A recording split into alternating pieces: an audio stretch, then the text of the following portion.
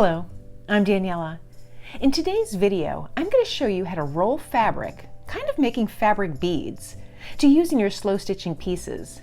Now, by rolling the fabric and adding a few little stitches, or even different elements on top of the rolled fabric, either lace or additional embroidery floss, you get a fun little technique.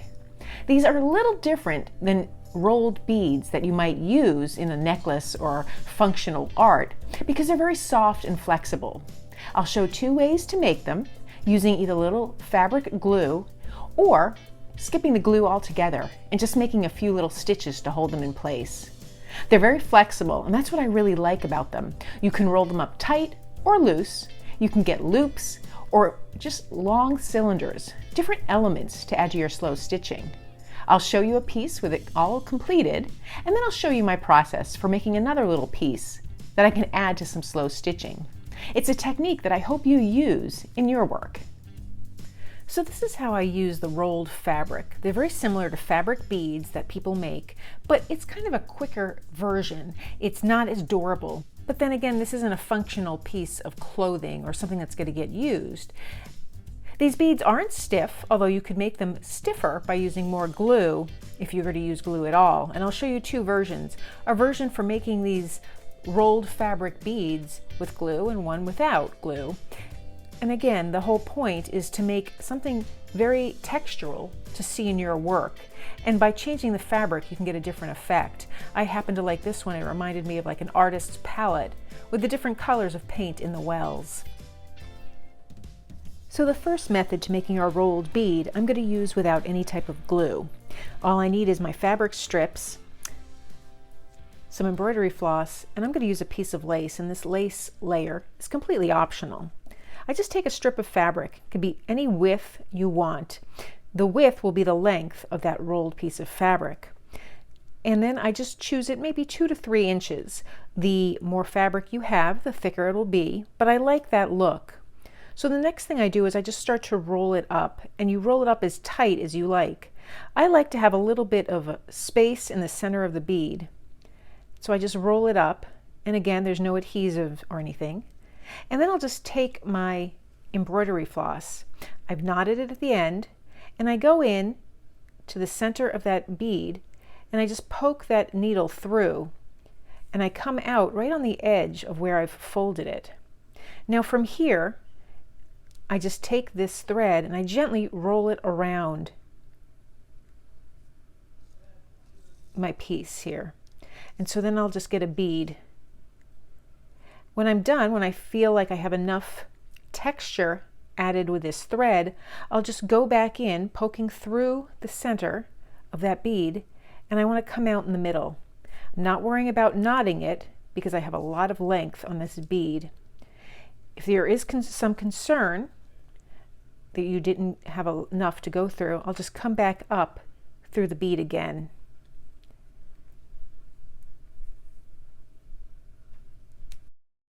And then I can just snip that embroidery floss. And so then I have a bead.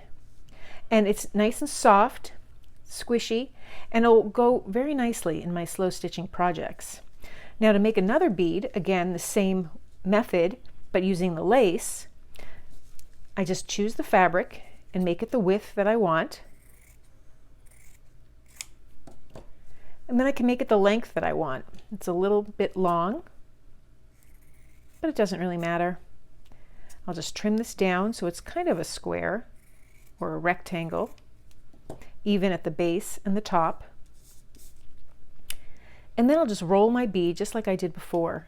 So I just roll it to whatever thickness that I want.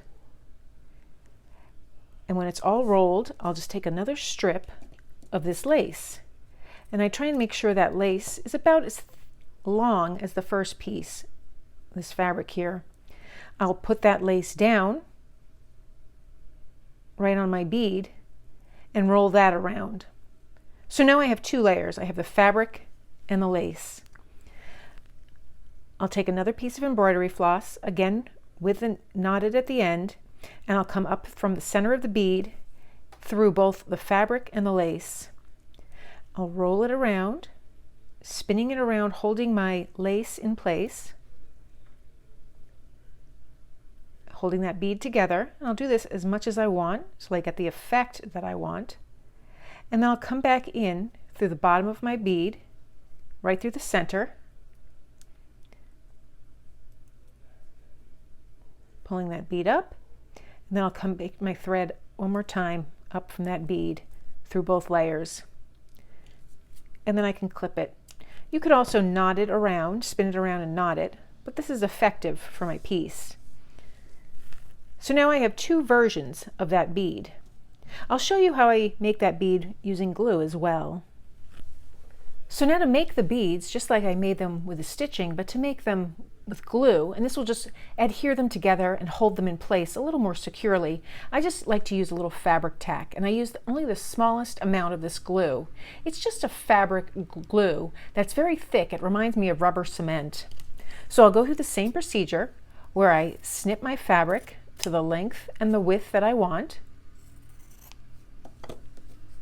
And then for this one, I like to take either a straw or a pencil. In this case, I'm using a paintbrush. And I'll start to roll up the fabric. I take the fabric at the point that I want on the paintbrush, the width of the handle, and I just start to roll it up. And then I'll just put the smallest bead of glue, and I'll continue to roll it up. This gives me a little more of a precise roll. Then when I come to the end, I'll put just a teeny bit of glue, just in a couple of spots, just to hold it closed. And I'll roll it down. I can easily slide off my handle.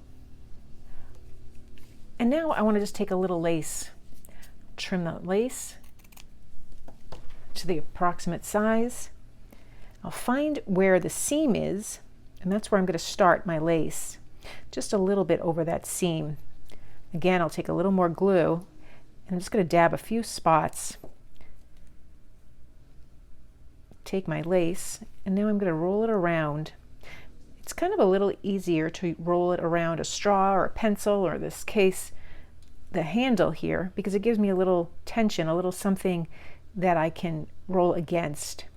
And I just put the smallest amount of glue, just enough to hold it in place, to tack it down. I'm not getting glue on my fingers when I press down. It's really only the slightest amount of glue.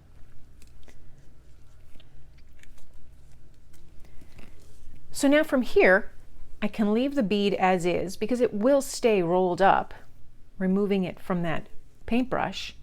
But I always like to wrap it with my embroidery floss, and I think that makes it look really put together, and it adds another layer of texture.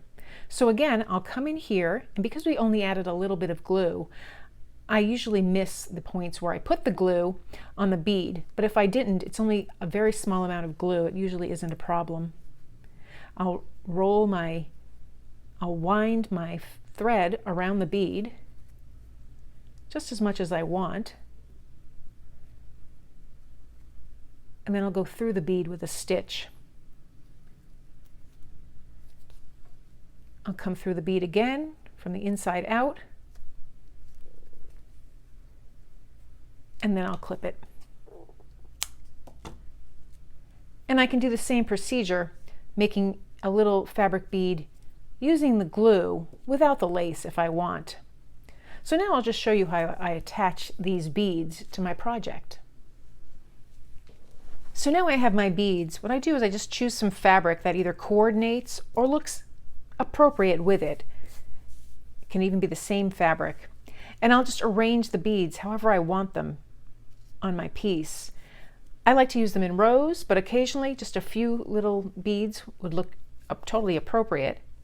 And I like to kind of maybe alternate them. So I'll come up with a pattern that I like, maybe playing around here with these beads.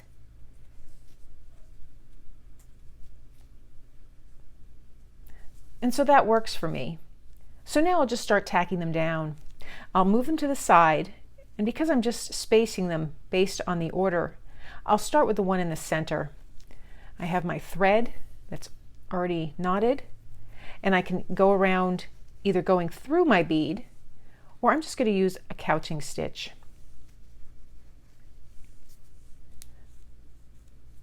So now I have my fabric here, and I'm ready to start putting the beads down, I'm going to take some pins and hold my two backing fabrics together.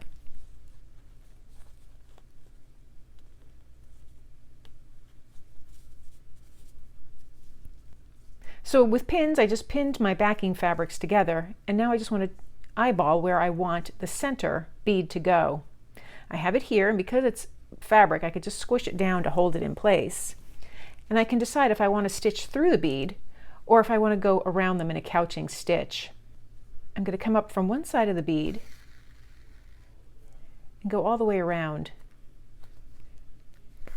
And this holds the bead in place, and I haven't stitched through it. Just around, so I'll come up over here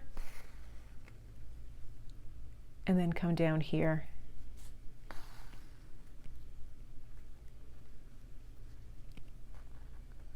And I can do as many stitches like this to hold it in place. I think I'll do one more, maybe two. Again, coming up through the backing fabric, right down.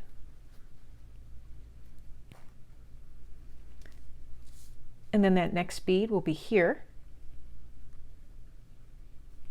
So I'll just continue along. And because of this bead, because it has the thread wrapped around it already, these threads that will hold it in place will just blend right in, mainly because I'm using the same thread.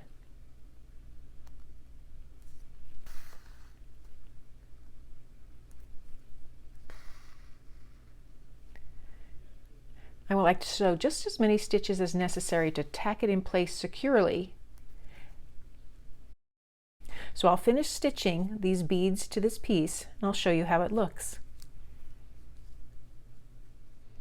So that's how I use my beads in my work. In this example, I just stitch it to some fabric, but I can take this panel and incorporate this into my work, or I can use these beads as I want. And it's a fun little effect. These beads aren't as stiff as traditional fabric beads, but they're very effective, and actually I enjoy the fact that they're just so squishy and lightweight. So that's how I make my rolled beads to use in slow stitching. As I said, they're not really functional. I wouldn't put them in a necklace per se or a piece of jewelry, but I like the way that they're flexible and soft on my fabric pieces. They add just a little texture, a little curve, and something that I like. And I also like using them in mass, so I have a few of them together. I hope you found this technique helpful and you'll use it in your work. If you like this video, please give it a thumbs up and be sure to subscribe. Thanks for joining me today.